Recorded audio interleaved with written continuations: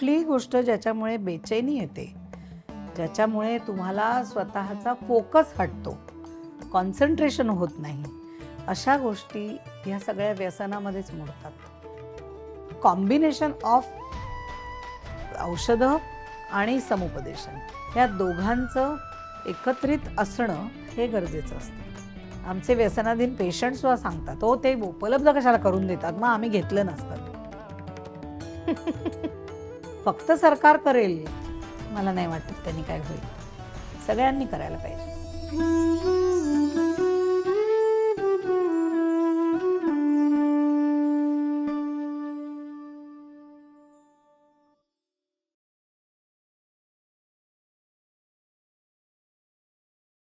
कालनिर्णय मागचं पान या पॉडकास्टवर मी शक्ती साळगावकर तुम्हा सर्वांचं स्वागत करते. आज आपण बोलणार आहोत व्यसनांबद्दल. व्यसन म्हणजे नेमकं काय, त्याच्यावर मात कशी करायची, याबद्दल आज आपण चर्चा करणार आहोत डॉक्टर साधना भातखंडे यांच्याबरोबर. साधनाताई या PhD आहेत. त्या मेडिकल आणि सायकॅट्रिक सोशल वर्कमध्ये कार्यरत आहेत. त्या पब्लिक हेल्थ इन्स्टिट्यूटमध्ये सोशल सर्व्हिस डिपार्टमेंटच्या हेड आहेत. त्यामुळे त्यांच्याकडनं आज जाणून घेऊया व्यसनांबद्दल. नमस्कार साधनाताई. नमस्कार. आज तुम्ही इथे आला त्याबद्दल प्रथम आभार. धन्यवाद. मलाही खूप आनंद झाला की ह्या महत्त्वाच्या आणि आमच्यासाठी जिव्हाळ्याच्या विषयावर आपण बोलतोय.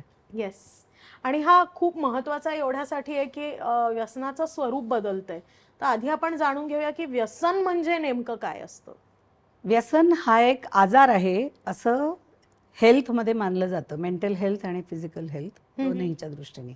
आता याला आजार का म्हणायचं, ह्याचं कारण तो आपणहून बरा होत नाही. व्यसनाधीन व्यक्ती ही ठरवते की मला व्यसन सोडायचं आहे, पण व्यसनात गुंतलेली व्यक्ती ही स्वतःहून व्यसनातून बाहेर येणं फार अवघड असतं. जणू काही या प्रवाहाच्या विरुद्ध दिशेने पोहण्याचा उपक्रम असतो. व्यसनामध्ये मेंदूला उत्तेजित करणारी स्टिम्युलंट्स अशा प्रकारची अंमली पदार्थ मेंदूत घेतले जातात आणि त्याची चटक मेंदूला लागते आणि त्यामुळे वारंवार ते वापरण्याची इच्छा होते. आणि ही इतकी अनावर इच्छा असते की ती कितीही कंट्रोल करायचा प्रयत्न केला तरी ती वाढत जाते. त्यामुळे हा एक प्रोग्रेसिव्ह असा आजार आहे जो मेंदूशी संबंधित आहे आणि तो जीवनाला व्यापून टाकणारा आहे. व्यसनाचे बायोलॉजिकल, फिजिकल म्हणजे जैविक, शारीरिक, मानसिक आणि सामाजिक दूरगामी परिणाम आपल्याला दिसतात. आणि म्हणून व्यसन ही नुसती सवय नाही, तर हा एक आजार आहे. हे तुम्ही सांगताय की हा आजार आहे आणि त्याच्यावरती मदत लागते, पण तो बरा होऊ शकतो. नक्कीच.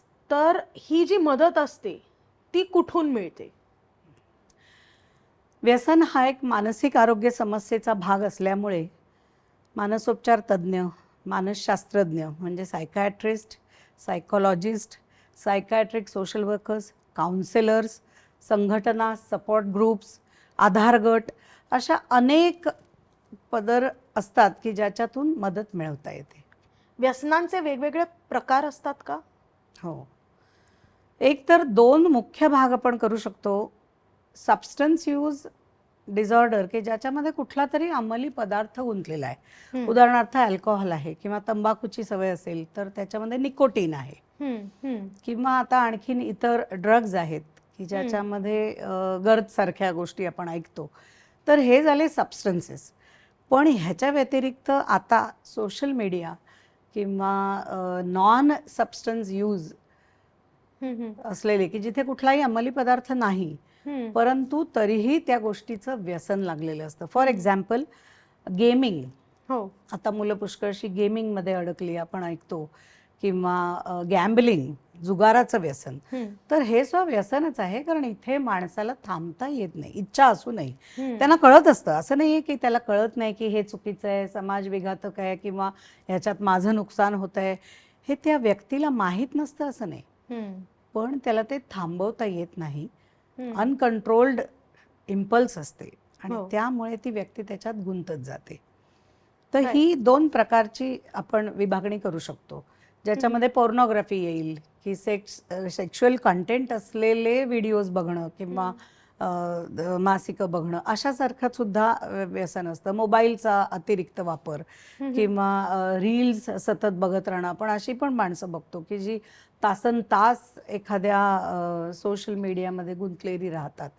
हो. हां, अगदी बाथरूममध्ये आणि टॉयलेटमध्ये पण त्यांना घेऊन जावं लागतो मोबाईल. अदरवाईज त्यांना रेस्टलेसनेस येतो. हो. तर विथड्रॉवल सिम्पटम्स हे व्यसनाचं मुख्य लक्षण आहे की ते न केल्यामुळे काहीतरी त्रास माणसाला होतो. मग तो शारीरिक असतो, मानसिक असतो, बेचैनी येते, चिडचिडेपणा येतो.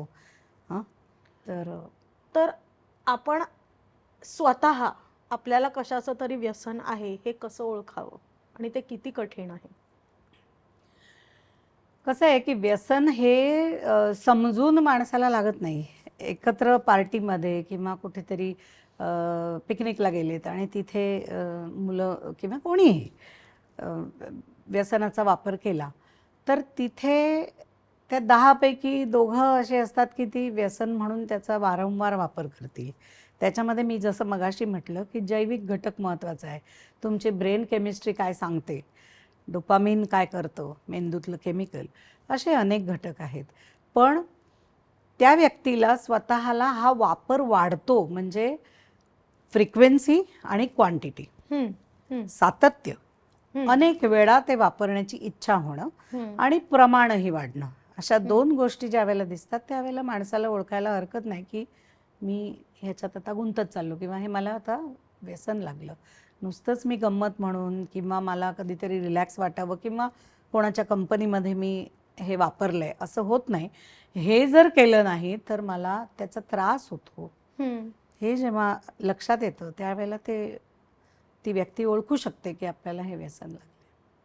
आता तुम्ही मगाशी म्हणालात तसं मुलांनाही व्यसनं लागतात आणि ती अनेक प्रकारची असतात. तर आपल्या घरातल्या व्यक्तीला व्यसन आहे हे कसं ओळखावं? मी मगाशी जे म्हटलं की विचार, भावना, वर्तणूक या 3ही गोष्टी बरोबरीने चालत असतात. घरातल्या व्यक्तीचं वर्तन बदललेलं आहे हे ऑब्झर्वेशन किंवा हे निरीक्षण घरातली माणसं जसं करतील, उदाहरणार्थ त्याच्या दैनंदिन जीवनामध्ये तो जे काही करतो, उदाहरणार्थ एखादा विद्यार्थी असेल तर तो कॉलेजला किंवा शाळेत जाण्यासाठी टाळाटाळ करतो का, तिथे त्याचा परफॉर्मन्स कमी होतोय का किंवा बिघडतोय का हे पाहणं. त्याच्याचबरोबर चालणं, बोलणं, वागणं, जेवणाखाण्याच्या वेळा, सोशल इंटरॅक्शन्स या सगळ्यावर परिणाम होतो. सामाजिक जी काही बैठक आहे त्या माणसाची किंवा त्याच्या ज्या रोजच्या जीवनातल्या ज्या गोष्टी आहेत ज्या तो करत असतो त्याच्यावरती परिणाम झालेला दिसतो. तर त्याच्यातून ओळखता येईल की ती व्यक्ती, ज्याला आपण म्हणतो की सोशिओ ऑक्युपेशनल डिटेरिओरेशन, म्हणजे तुमचं कामकाज, करिअर, शिक्षण ह्यातलं जे काही असेल ते त्याच्यावर परिणाम आणि दैनंदिन जीवनातली जी जवळची माणसं आहेत त्यांच्याबरोबरच्या वागणुकीचा परिणाम. त्याच्याचबरोबर पैशाची डिमांड, पैशाची गरज वाढत जाते. कारण व्यसन फुकट येत नाही. त्याच्यासाठी माणूस पैसे खर्च करून ते व्यसन करत असतो. त्यासाठी मग आर्थिक गरज वाढते. मग कुठल्या तरी निमित्ताने पैसे मागितले जातात. मुलांमधलं विशेषतः मी सांगेन की ते डिपेंडंट असतात कुटुंबावर. तर त्यावेळेला मग मला कपड्यासाठी हवेत, मला स्कूल बॅग घ्यायचे किंवा मला कॉलेजमध्ये अमुक प्रोजेक्ट आहे त्याच्यासाठी पैसे हवेत, अशा तऱ्हेची मागणी करून पैसे घेतले जातात. पण ते व्यसनाकरता वापरले जातात. कारण समाज मान्यता व्यसनाला नाही ह्याची जाणीव प्रत्येक माणसाला असते. राईट. तुम्ही म्हणालात तसं पैशाची मागणी वाढते. ह्याच्यात लहान मुलांमध्ये आपण पॉकेट मनी त्यांना देतो, त्यामुळे ते कसं वापरलं जातंय याचा अंदाज आपल्याला नसतो आणि जोपर्यंत आपल्याला कळेल की पैशाची मागणी वाढली आहे तोपर्यंत अडिक्शन ऑलरेडी सुरू झालेलं असू शकतं. तर असं होऊ नये म्हणून मुलांचं समुपदेशन कसं करावं? समुपदेशन म्हणण्यापेक्षा घरातल्या लोकांच्या तो जवळ असणं. आपलं मूल रोज कुठे जातं, त्याची गरज किती आहे आणि त्याला आपण दिलेले रिसोर्सेस किती आहेत ह्याचा पण आढावा पालकांनी किंवा घरातल्या वडीलधाऱ्यांनी घ्यायला पाहिजे. की तो 500 रुपये मागतो, आता तो 1000 मागायला लागलाय, तर त्याचं काय झालं हिशोब घेणं, ज्याला आपण म्हणायचो पूर्वी की तू काय केलंस त्याचा मला हिशोब दे. तर तसा हिशोब हल्ली मागितला तर मुलं पण ऑफेन्सिव्ह होतात. ती पण म्हणतात की काय पैचा हिशोब मागता. तर हे बदलतं जे कल्चर आहे आत्ताचं किंवा मुलांचं वागणं आहे त्याला खतपाणी न घालता प्रेमाने आणि समजुतीने कुठलाही बदल लादला की तो जाचक वाटतो. हो. तो नकोसा असतो. त्यामुळे त्याला ऑफेन्सिव्ह न वाटावं अशा प्रकारे त्याच्याशी संवाद करून तो नक्की त्या पैशांचं किंवा त्याला दिलेल्या रिसोर्सेसचं काय करतो किंवा त्याच्याकडे असलेल्या वस्तू तो कशा प्रकारे सांभाळतो.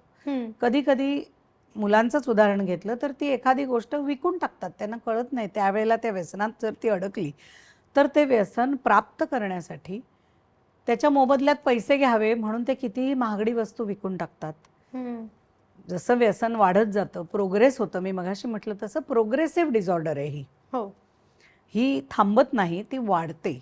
तर त्यामुळे त्याच्यामध्ये अडकलेली मुलं सुद्धा कधी कधी गुन्हेगारी म्हणजे एखाद्या गोष्टीची चोरी करणं किंवा न विचारता गोष्टी घेणं हे करू शकतात.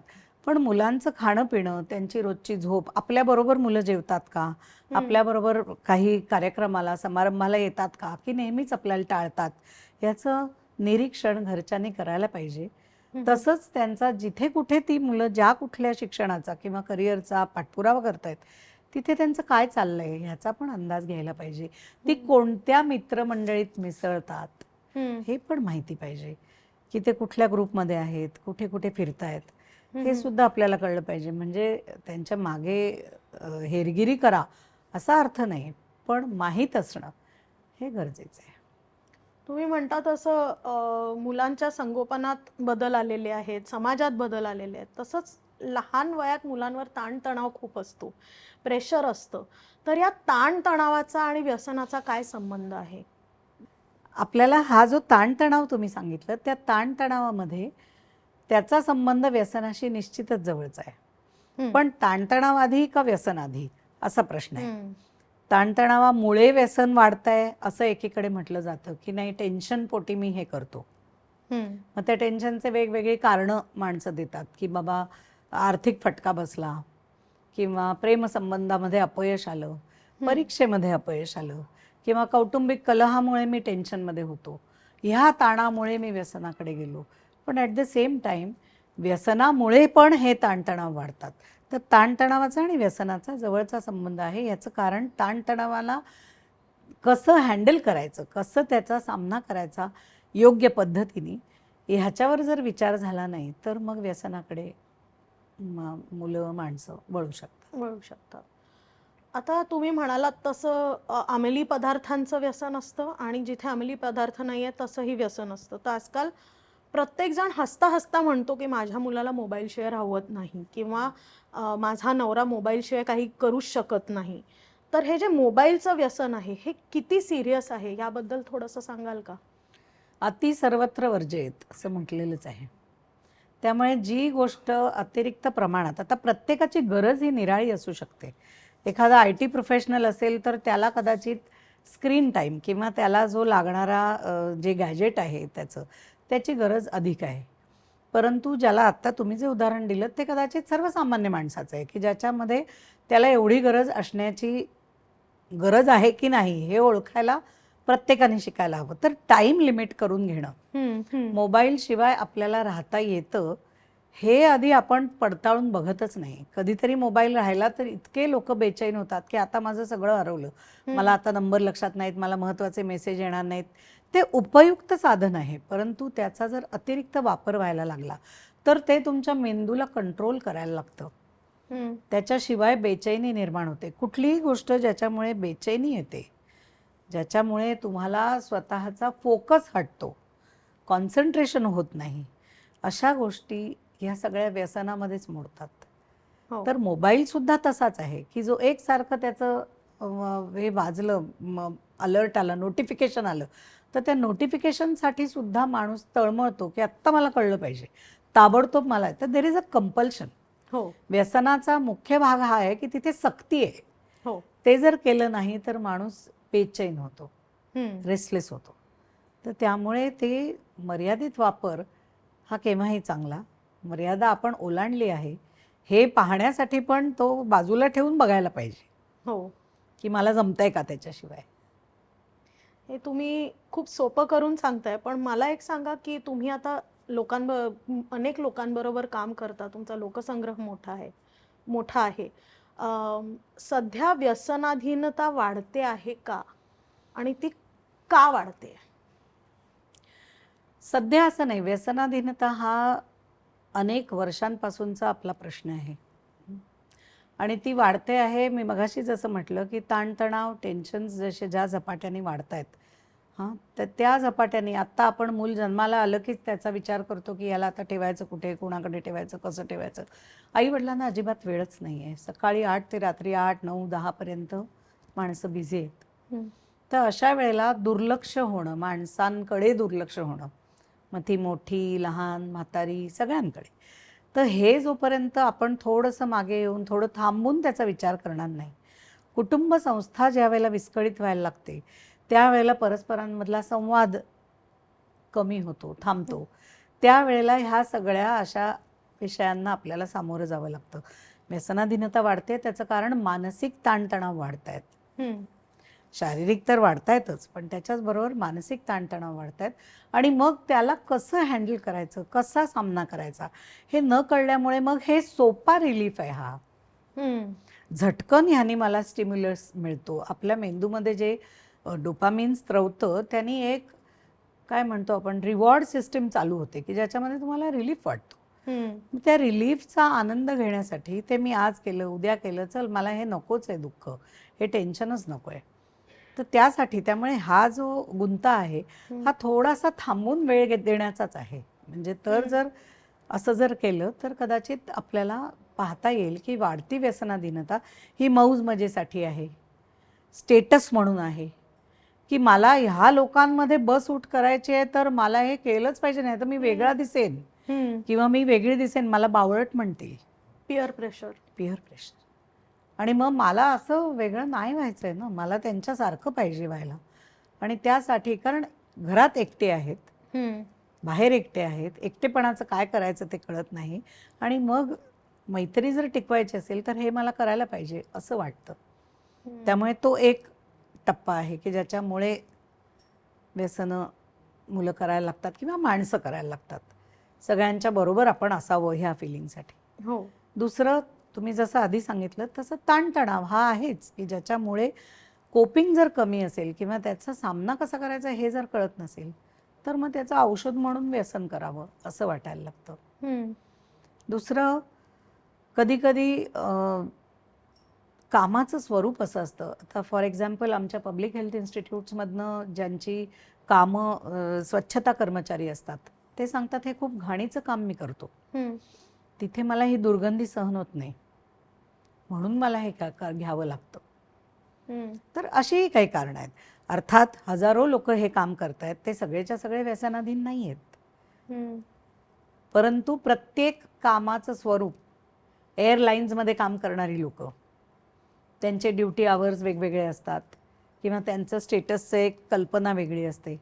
तर अशा तऱ्हेची अनेक कारणं घेऊन माणसं सुरुवात करतात. सुरुवात केलेला प्रत्येकच जण व्यसनाधीन होतो असं नाही, परंतु कुणीही होऊ शकतो. कोण होऊ शकतो हे आपण सांगू शकत नाही.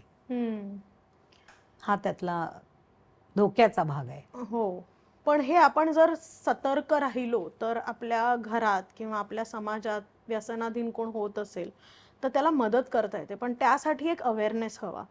तर आजकाल तुमच्या ऑब्झर्वेशनमध्ये कोणत्या वस्तूंचं व्यसन जास्त आढळून येतं?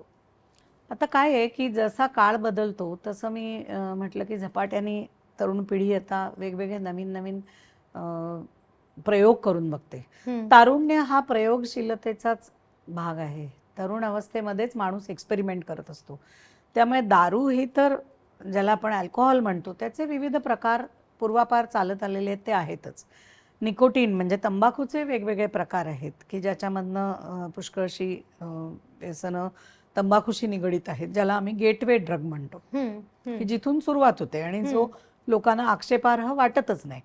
त्याच्याबरोबर आता सिंथेटिक ड्रग्स जास्त प्रमाणात, म्हणजे ज्याला कॅनॅबिस आपण म्हणतो, ओपिओइड्स म्हणतो, तर अशा तऱ्हेचे ड्रग्ज आणि पार्टी ड्रग्ज किटामिन सारखे ड्रग्स की जे हाय देतात, काही क्षणात ते हाय देतात.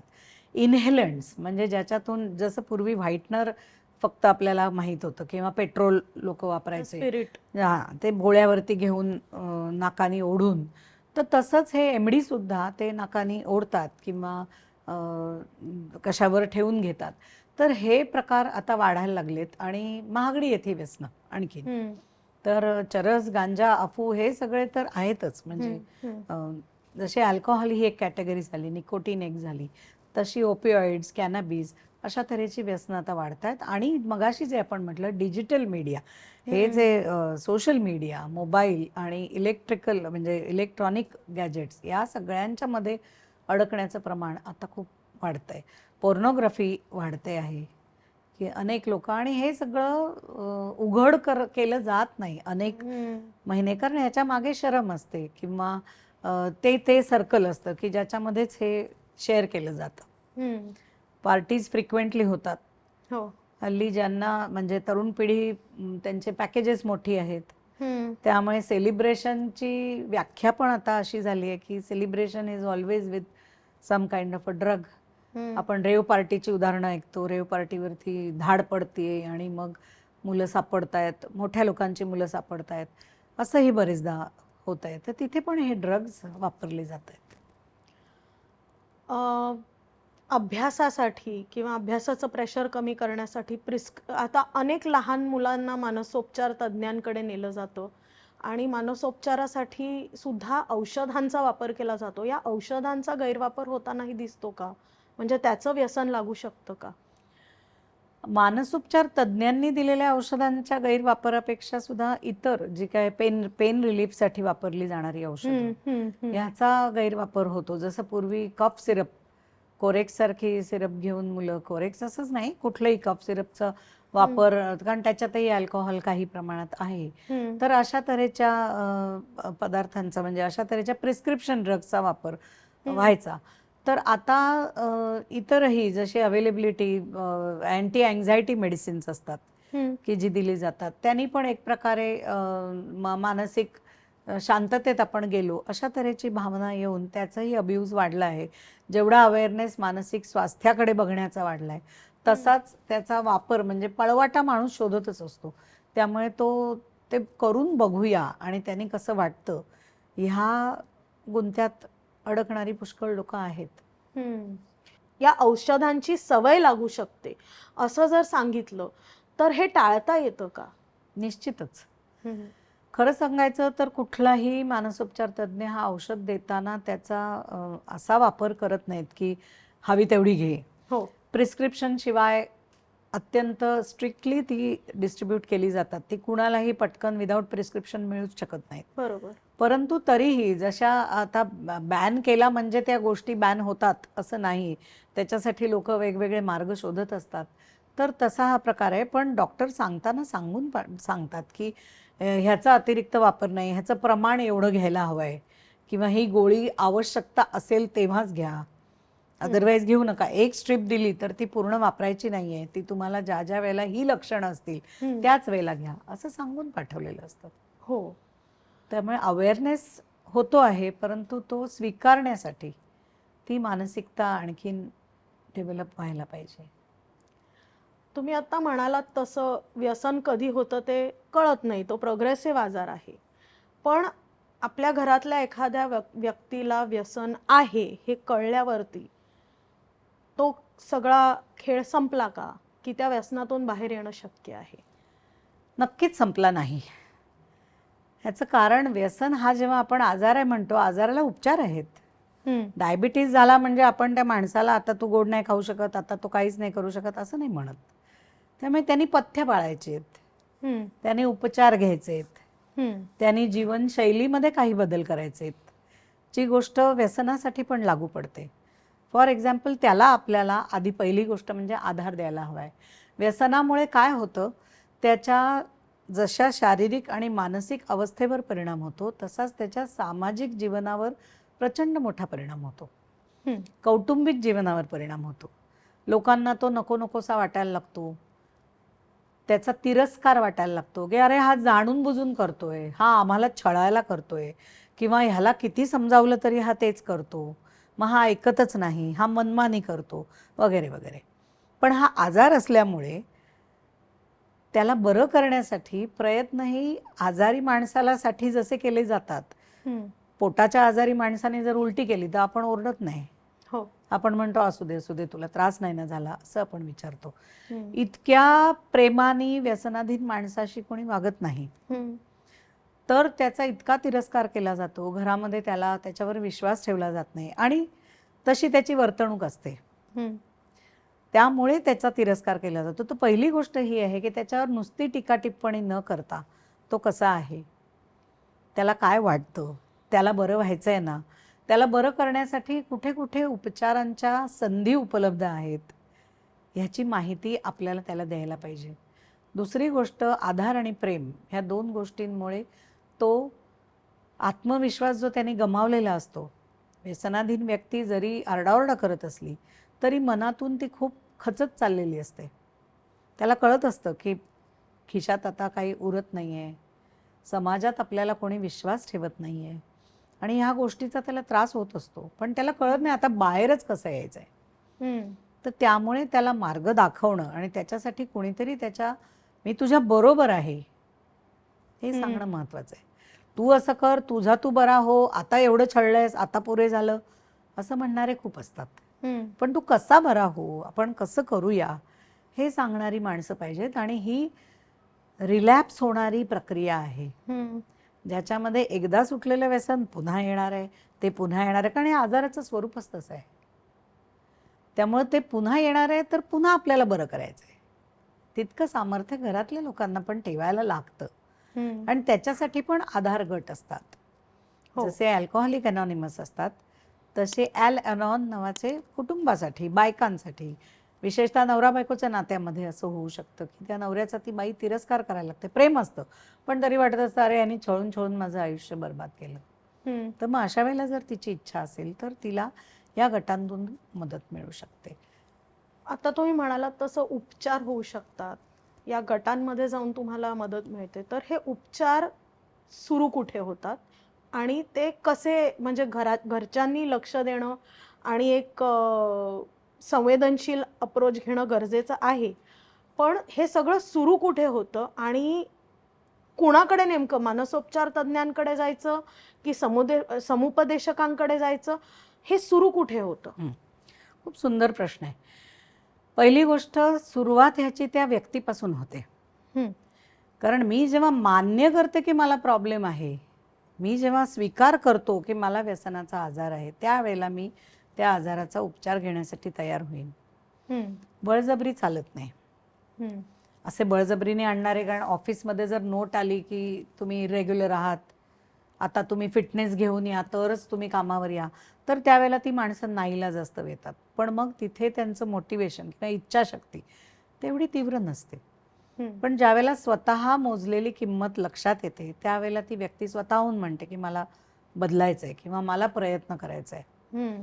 पण ह्याच्यामध्ये कुणाकडे जायचं, तर कुठलाही डॉक्टर ज्याच्यावर त्या व्यक्तीचा विश्वास आहे त्याच्याशी जर तो मनमोकळं बोलला तर तो रेफर करू शकतो. उपचार मानसोपचार तज्ज्ञच देतो. दोन प्रकारचे उपचार आहेत. एक तर औषधोपचार आहेत. औषधोपचार कशासाठी आहेत? पहिली पायरी म्हणजे डिटॉक्सिफिकेशन, म्हणजे काय तर व्यसनाचा शरीरात असलेला अंमल दूर करण्यासाठी प्रयत्न करणं. आणि दुसरी पायरी असते की जे विड्रॉवल सिम्पटम्स आहेत, व्यसन न केल्यावरती व्यसन थांबवायला लागतं. उपचारांमध्ये सुरुवात झाल्यानंतर व्यसन थांबतं. त्यावेळेला जे त्रास होतात, फॉर एक्झाम्पल जर आपण दारू घेतली तर दारू सुटल्यानंतर हातापायाला कंप सुटतो, जीव घाबरा होतो, झोप लागत नाही, आत्मविश्वास वाटत नाही, कुठे फिरण्याची उर्मी वाटत नाही. मग अशा वेळेला हे विड्रॉवल सिम्पटम्स जर कंट्रोल केले नाहीत तर ती व्यक्ती टिकत नाही व्यसनमुक्तीमध्ये. तर अशा वेळेला त्या विड्रॉवल सिम्पटम्सचा, त्या क्रेविंगचा पण, कारण हा इम्पल्स कंट्रोल प्रॉब्लेम आहे. ही जी समस्या आहे ती ही दुर्दम्य जी तीव्र इच्छा होते, क्रेविंग होतं, तिथूनच ही चालू होते. प्रत्येक मोहाच्या क्षणावरती विजय मिळवायला लागतो. तर अशा वेळेला तो क्षण, मोहाचा क्षण टाळण्यासाठी मदत करतील अशा प्रकारचे औषधोपचार देणं हे गरजेचं असतं. पण फक्त औषधोपचार देऊन भागतं का, तर नाही. त्याच्याबरोबर समुपदेशन पण द्यायला लागतं. त्यामुळे कॉम्बिनेशन ऑफ औषधं आणि समुपदेशन या दोघांचं एकत्रित असणं हे गरजेचं असतं. समुपदेशन कशासाठी? त्याला आधार देण्यासाठी, त्याचं जे नैराश्य आहे आणि त्याला वेळ कसा घालवू. काय आहे, व्यसनामध्ये 80-90% वेळ जातोय किंवा 50% वेळ जातोय. आता तो कसा घालवायचा? तर अशा वेळेला त्यांनी जुने छंद, जुन्या आवडीनिवडी, कुठेतरी पर्यटन, जे काही आवडत होतं त्याच्याकडे परत जाऊ शकतो का? पण ह्या सगळ्याची उजळणी करताना घरातली माणसं कंटाळलेली असतात. त्यांना एवढा वेळ नसतो आणि त्यांना इच्छा पण नसते. अनेकदा असं होतं की ह्या माणसाच्या बरोबर त्यांची होरपळ चालू असते, कारण त्यांना आर्थिकदृष्ट्या पण बघायचं असतं, ह्याला सांभाळायचं असतं, घरातलं वातावरण भीतीचं असतं आणि त्यामुळे त्यांचंही नैराश्य किंवा त्यांच्यावर झालेले परिणाम पण बरेचदा समुपदेशकाला आणि मानसोपचार तज्ज्ञाला बघावे लागतात. तर त्यामुळे समुपदेशनाच्या माध्यमातून त्याला तू एकटा नाहीस, हे शक्य आहे, आपण करू शकतो, तुझ्या मदतीसाठी तुझ्या कुटुंबातला एक जण आहे, डॉक्टर आहे, आम्ही आहोत, आधार गट आहेत, समाजातली काही माणसं आहेत, आपण पथ्य करूया. पथ्य कोणत्या प्रकारची? जसं डायबिटीस झालेल्या माणसाला आपण म्हणतो साखर नको खाऊ, तसं ह्या व्यक्तीला आपण कुठली पथ्य सांगतो की तू ती संगत ती टाळायला पाहिजे, तो रस्ता जिथे तो बार येतो तो टाळायला पाहिजे, स्वतःच्या खिशात असलेले पैसे ते पण बंद करायला पाहिजेत. आता मोबाईलवरती पण लोक पे करतात, पण नाहीतर पैसे ठेवू नका असं आम्ही सांगतो म्हणजे लोकांना की पैसे उपलब्धी हा पण एक मोठा विषय आहे.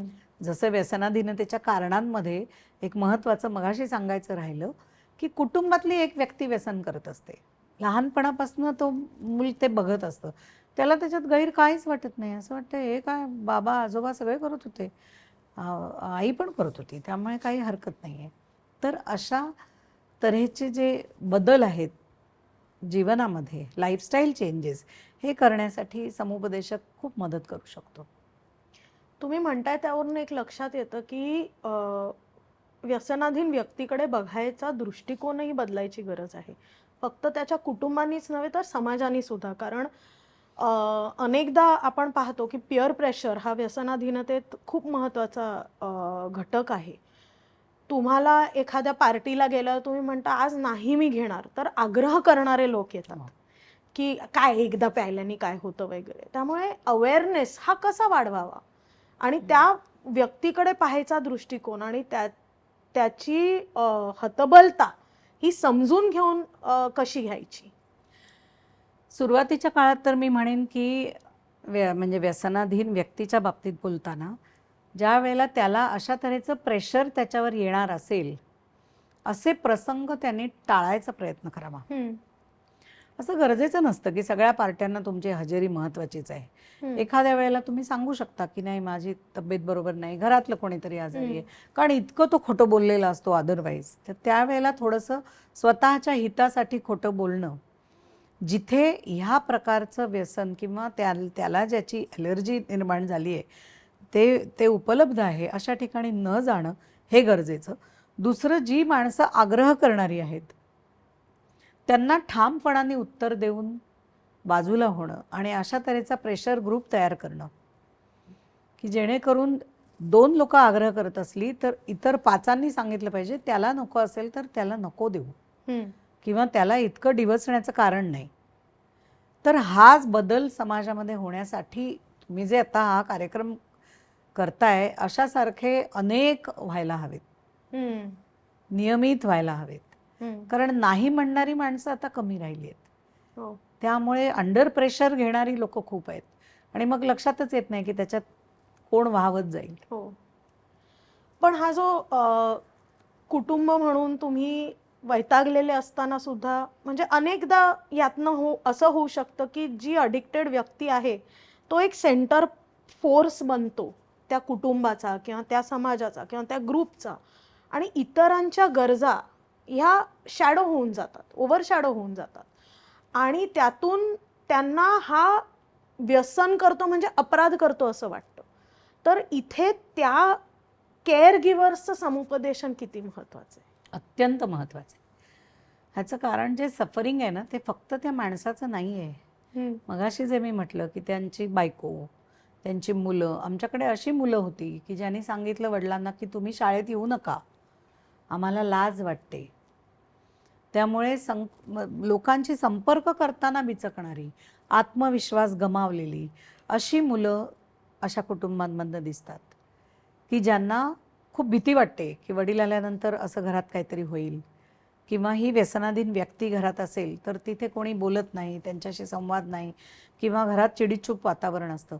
अशा लोकांना आधाराची आणि उपचारांची सुद्धा गरज असते. अनेकदा मानसिक उपचारांची पण त्यांना गरज असते, औषधोपचारांची पण गरज असते. कारण नैराश्य हा एक मोठी समस्या आहे आपल्या समाजातलीच. 100 5 माणसांना नैराश्याचा त्रास होतो असं स्टॅटिस्टिक्स सांगतं. हो. 100 एका व्यक्तीला स्किझोफ्रेनिया सारखा आजार होतो. व्यसनाधीन व्यक्तीमध्ये ही जी केमिकल इम्बॅलन्स होऊन, म्हणजे ज्याला आपण म्हणतो अल्कोहोल इंड्यूस सायकोसिस, व्यसनामुळे निर्माण झालेला मानसिक आजार, असं प्रमाण पण वाढतंय. तर त्यामुळे अशा वेळेला त्याचे उपचार आणि कुटुंबियांचे उपचार हे दोनही करावे लागतात. कारण जर त्यांनी आधार द्यायचा असेल तर त्यांनी बरं राहायला पाहिजे. आणि त्यासाठी त्यांना नुसतं समुपदेशन नाही, कित्येकदा ते स्वतःच्या शारीरिक आजाराला निग्लेक्ट करतात, दुर्लक्ष करतात. स्वतःकडे बघायला वेळच नसतो. किडनी प्रॉब्लेम असतात, कॅन्सरसारखे आजार असतात कुटुंबात, पण ते उपचारांपर्यंत पोहोचत नाहीत. त्यांना वाटतं नको नको, ह्याचं काय चाललंय ते चालू दे, मी कुठे माझं दाखवू आता. त्यामुळे कुटुंबाला खूप मदतीची गरज पडत असते.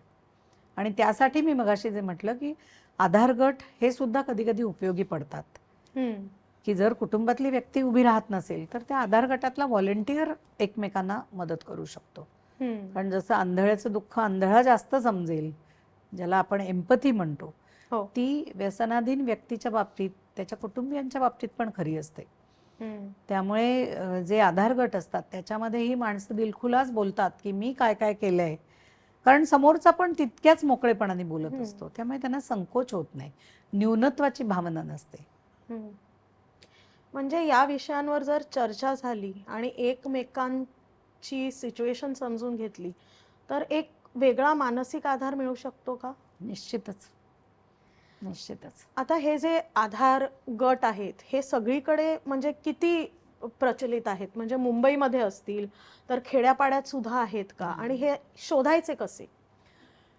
बहुतांश करून जे मानसोपचार तज्ज्ञ असतात त्यांना त्यांच्या परिसरातले आधार गट माहिती असतात.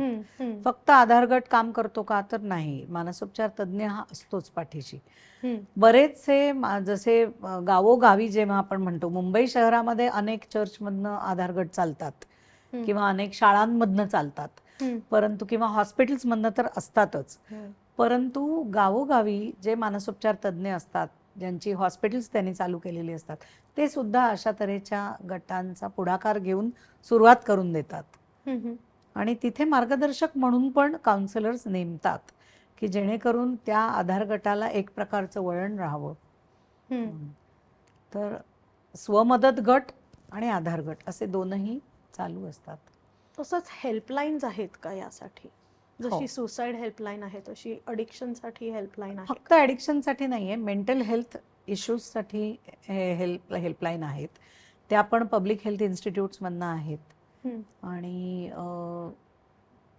Tata institute of social sciences सारखी ज्या संस्था आहेत त्यांच्याकडे पण आहेत. तर तिथे ती 24/7 त्या हेल्पलाईनला तुम्ही अप्रोच करू शकता. तुम्ही म्हणालात तसं अडिक्शन हा मानसिक आजार आहे, तरी त्याचे फिजिओलॉजिकल पडसाद येतात. तर अडिक्शन हा जेनेटिकली येणारा आजार आहे का? हो. मानसिक स्वास्थ्यामध्ये ज्यावेळेला आपण विचार करतो मानसिक स्वास्थ्याचा, त्यावेळेला किंवा मानसिक आजाराचा विचार करताना जैविक घटक जे मी मगाशी म्हटलं, बायो सायको सोशल ॲस्पेक्ट्स, त्यातला जो बायोलॉजिकल ॲस्पेक्ट आहे त्याच्यामध्ये तुमची व्यक्तिमत्वाची जडणघडण जी वयाच्या 16, 17, 18 वर्षापर्यंत चालू असते, त्याच्याच बरोबर स्वभाव दोष, स्वभाव दोष असलेली माणसं, आता स्वभाव दोष असलेला व्यक्ती काय स्वतःहून सांगत नाही माझ्यात हा दोष आहे, हो. पण आपल्याला साधारणपणे कळतं की हा हट्टी आहे, हा दुराग्रही आहे, वगैरे वगैरे.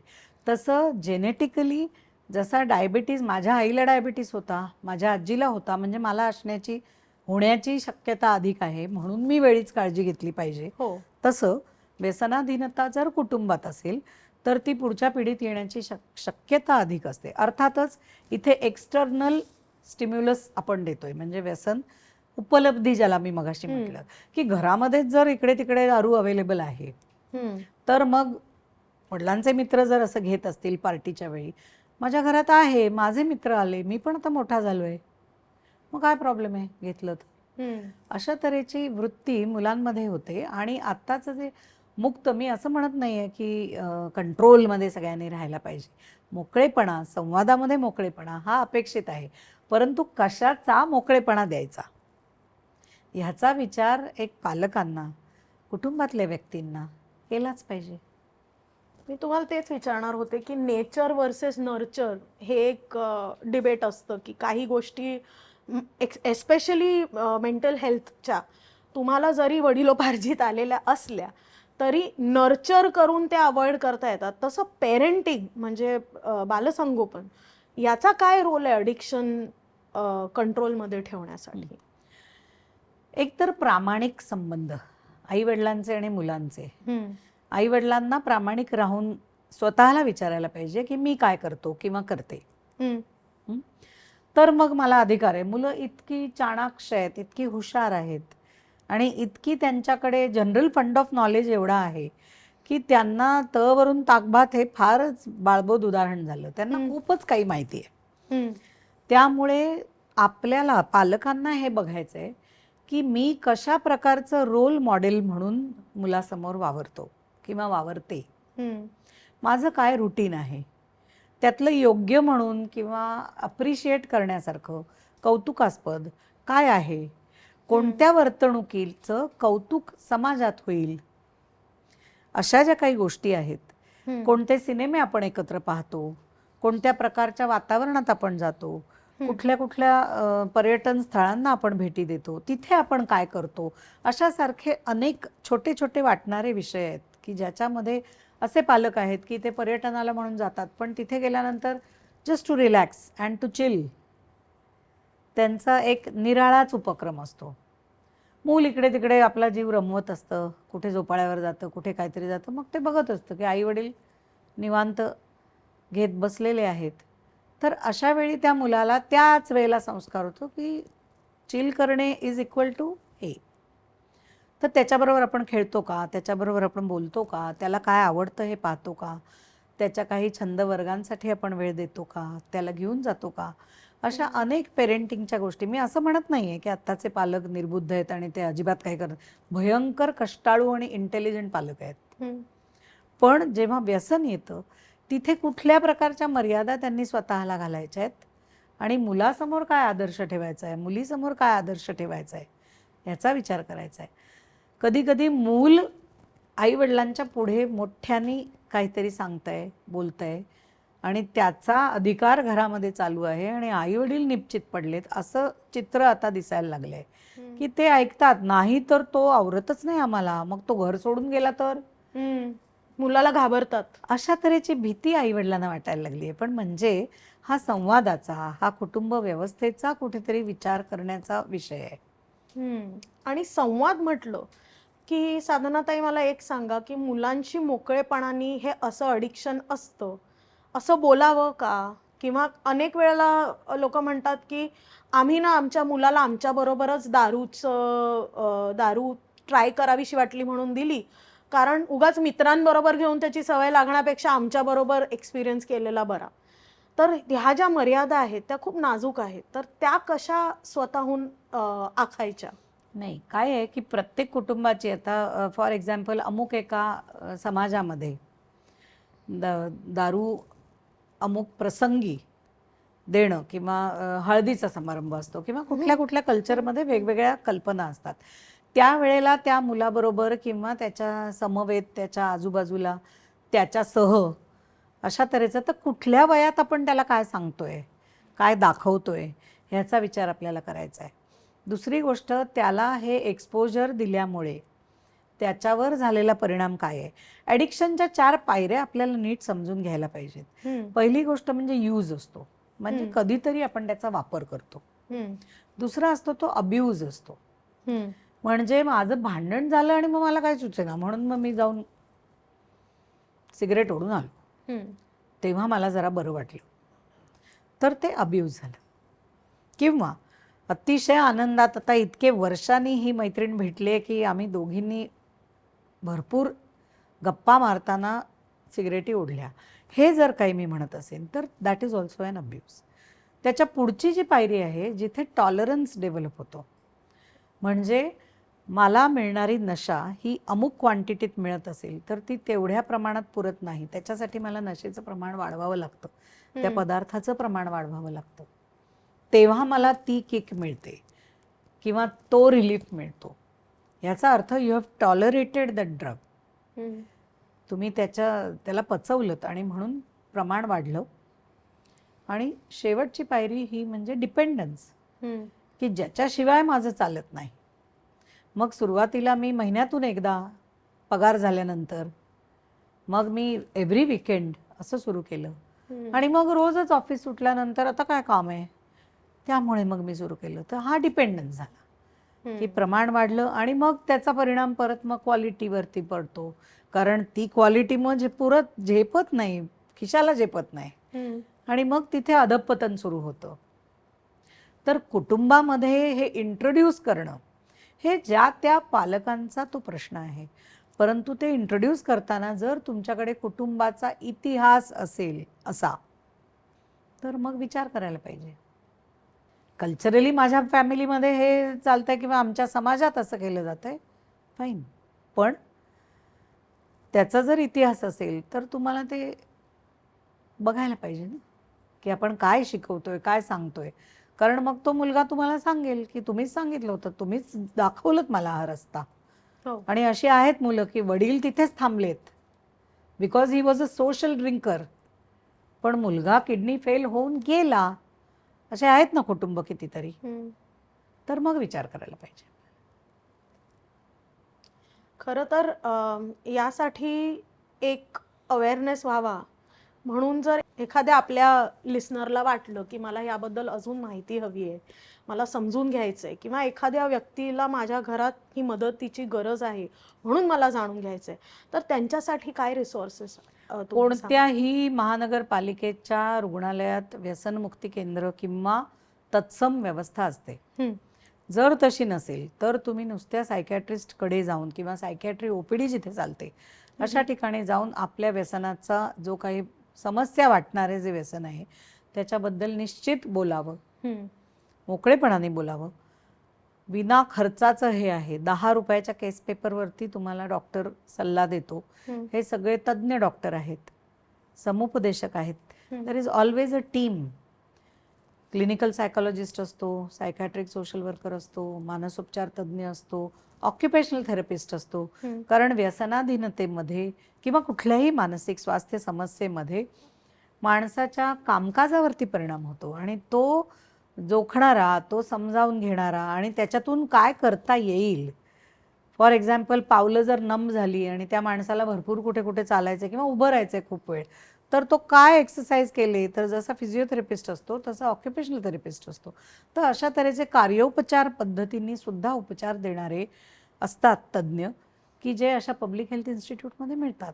त्यामुळे तिथे अप्रोच व्हायला काहीच हरकत नाही.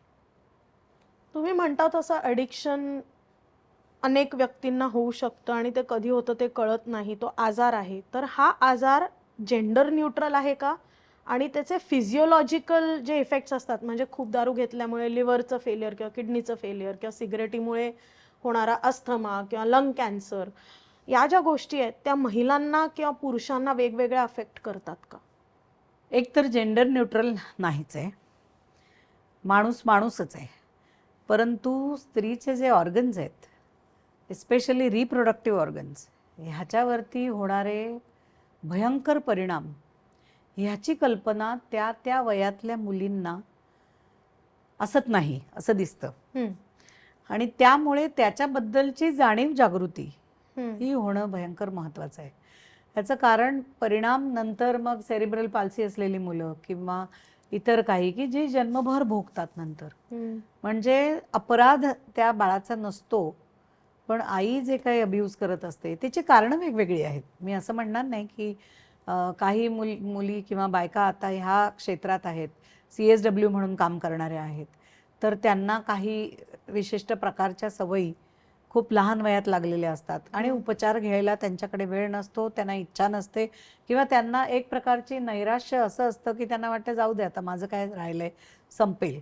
तर त्यामुळे त्या ह्या गोष्टीकडे पाहत नाहीत. परंतु व्यसनाचा परिणाम हा स्त्रीच्या आरोग्यावर आणखीन खूप मोठ्या प्रमाणात होऊच शकतो आणि त्याचं हे महत्त्वाचं कारण आहे की जसं मी बेजबाबदारपणाचं वर्तन, गुन्हेगारीचं जसं वर्तन आहे तसंच लैंगिक दृष्ट्या मुक्त पद्धतीने वागणं हे मुलींना खूप भोगावं लागतं. STIs असतील किंवा इतर गुप्तरोग असतील की ज्याच्यामुळे त्या मुलींवर लैंगिक अत्याचार सुद्धा होतात. आमच्याकडे एक म्हणजे अशी अनेक उदाहरणं आहेत, परंतु अशाही काही केसेस आम्ही बघतो की ती एअर हॉस्टेस आहे आणि तिला कसला तरी अवॉर्ड मिळाला आहे आणि ते सेलिब्रेट करायला म्हणून ती कुठे गेली आणि तिला कळलंच नाही की आपल्या अल्कोहोलमध्ये काय मिसळलं आणि मग 7-8 व्यक्ती येऊन तिला त्रास देऊन गेल्या, तिच्यावरती लैंगिक अत्याचार झाले. केस कोणावर नोंदवणार? व्हॉलंटरीली ती गेली असल्यामुळे ह्याच्यातनं पुढे जे काय सामोरं जायला लागलं ते तिला एकटीला जायला लागलं. त्यामुळे जेंडर न्यूट्रल हे तर नाहीच आहे व्यसनं. आता इनफॅक्ट मुलींना आता कुठेतरी अशी एक उर्मी येते की नाही नाही मी काय कमी नाही आहे कुठल्याच बाबतीत. पण ते कमी नसणं हे इतर क्षेत्रात सिद्ध केलं तर ते जास्त उपयोगी ठरेल. व्यसनं करून दाखवून आपण बरोबरीने आहोत असं म्हणण्यापेक्षा कुणीच ते करू नये हे कसं प्रभावीपणे आपण मांडू शकतो ह्याच्याकडे लक्ष सगळ्यांनीच द्यायला पाहिजे. तुम्ही म्हणता तसं व्यसनाचा इफेक्ट हा आपल्या समाजावर सुद्धा होत असतो. म्हणजे अनेक वेळेला गुटख्याचं व्यसन असलेला व्यक्ती रस्त्यावर थुंकून जातो. तुमचं समाजभान एका तऱ्हेने हललेलं असतं. ते आपल्याकडे कधी येणार? आपण कधी समजू लागणार की आपल्या या वागण्याचा परिणाम समाजावर सुद्धा होतोय, आपल्या आजूबाजूच्या लोकांवर होतोय. म्हणजे मी एक आई म्हणून जर व्यसनाधीन असेल तर माझ्या मुलांवरती तो परिणाम होत असतो, मुलांच्या आजूबाजूला असलेल्या त्यांच्या मित्रमैत्रिणींवर होत असतो. समाजावर होणारा हा जो परिणाम आहे त्याच्यामध्ये मी फक्त दोष त्या व्यक्तीला देणारच नाही. कसं आहे, अन्याय करणाऱ्याच्या बरोबरीने अन्याय सहन करणारा हा पण अपराधी असतो. जोपर्यंत ह्या मंडळींना आवर घालण्याचा कठोर प्रयत्न समाज करत नाही, कुणी त्यांना विचारत सुद्धा नाही. आपण रिक्षात बसलेले असतो, ते थुंकतात, आपल्या अंगावर उडतं, आपण काहीच बोलत नाही. आपण आपल्या मोबाईलमध्ये असतो किंवा म्हणतो काय करणार ह्यांचं, हे असेच राहणार. तर त्यांना दाबणं, आम्ही तर पोस्टर्स सुद्धा दाखवतो. इतकी टाटा कॅन्सर हॉस्पिटलमध्ये त्यांचं पण प्रिव्हेंटिव्ह अँड सोशल मेडिसिनचं जे डिपार्टमेंट आहे त्यांच्याकडे इतकी इफेक्टिव्ह पोस्टर्स आहेत की जे आम्ही जिथे जिथे दाखवतो तिथे भीतीने माणूस अर्धमेला होतो. एस्पेशली जेव्हा आपण तंबाखू आणि गुटखा याचा विचार करतो त्यावेळेला जबडा काढलेली किंवा संपूर्ण अल्सर्स डेव्हलप झालेली जी लाईव्ह चित्र आहेत, माणसांचे फोटो आहेत, ते पाहून तरी भीती निर्माण होऊ शकते. पण आपण याची दखल घेत नाही. आपण म्हणतो की नाही ज्याचं त्यांनी बघायला पाहिजे. तर समाज म्हणजे कोण आहे? मी आहे, तुम्ही आहात, आपण सगळे आहोत. त्यामुळे जेवढा प्रयत्न आपण सगळे मिळून करू तेवढा इम्पॅक्ट जास्त होणार आहे. त्यामुळे अनेक लोकांनी अनेक ठिकाणी अशा तऱ्हेचं अभियान राबवलंच पाहिजे. घ्या ना, ती फुकट आहेत चित्र. It is for social education. Tata is printing them किंवा इतरही सामाजिक संघटना आहेत की त्या अशा तऱ्हेचं. पण आपल्यासारखी किती लोक नाही मी आर्किटेक्ट आहे, मी अमका आहे, मी तमका आहे. अरे हेल्थ प्रोफेशनल एवढ्या मोठ्या प्रमाणात नाही आहेत समाजात. त्यामुळे जो कुठलं तुमचं प्रोफेशन आहे त्या माणसाने ह्याच्यावरती आवाज उठवायला सुरुवात केली पाहिजे. समाजामध्ये हे थुंकणं, त्यांनी ह्याचा वापर करणं कसं घातक आहे हे त्यांना दाखवून दिलं पाहिजे, तर ह्याच्यात बदल होईल. कारण सरकारचे हे प्रश्न आमचे व्यसनाधीन पेशंट सुद्धा सांगतात, हो ते उपलब्ध कशाला करून देतात, मग आम्ही घेतलं नसतं. तर तसा हा चर्चेचा विषय झाला. जबाबदारी आपल्या जबाबदारी सगळ्यांची आहे. सगळ्यांची आहे. त्याच्यामुळे फक्त सरकार करेल मला नाही वाटत त्यांनी काय होईल. सगळ्यांनी करायला पाहिजे. मग ज्याच्यात जसं बळ आहे तसं त्यांनी केलं पाहिजे. थँक्यू साधनाताई, तुम्ही आज इथे आलात आणि या महत्त्वाच्या विषयावर इतक्या मोकळेपणाने बोललात, त्याबद्दल तुमचे खूप खूप आभार. तुमचं खूप कौतुक, कारण तुम्ही हा विषय निवडलात आणि अभिनंदन आणि तुम्हाला शुभेच्छा की असे असंख्य कार्यक्रमाची गरज आहे, तर चालू ठेवा. थँक्यू. नक्की. तुम्ही आलात त्याबद्दल तुम्हाला एक भेट द्यायची आहे. साधनाताई आपले गिफ्टिंग पार्टनर आहेत लालबागचे जय महाराष्ट्र मसाले. 75 वर्षांची घरगुती मसाल्यांची परंपरा. थँक्यू. त्यांच्याकडनं तुम्हाला ही भेट आणि कालनिर्णय तर्फे सुद्धा तुम्हाला ही खास भेट. इथे घेऊ का? धन्यवाद. अशाच अर्थपूर्ण गप्पा ऐकण्यासाठी आणि चर्चा ऐकण्यासाठी कालनिर्णयच्या यूट्यूब चॅनलला सबस्क्राईब करायला विसरू नकात. आजच्या एपिसोडबद्दल तुम्हाला काय वाटतं हे आम्हाला कॉमेंट्समध्ये नक्की कळवा आणि एपिसोड महत्त्वाचा वाटला तर तो शेअर करायला विसरू नकात. आपले कॉस्ट्यूम पार्टनर आहेत साजेरी सारीज विलेपार्ले. पुढच्या एपिसोडमध्ये लवकरच भेट होईल.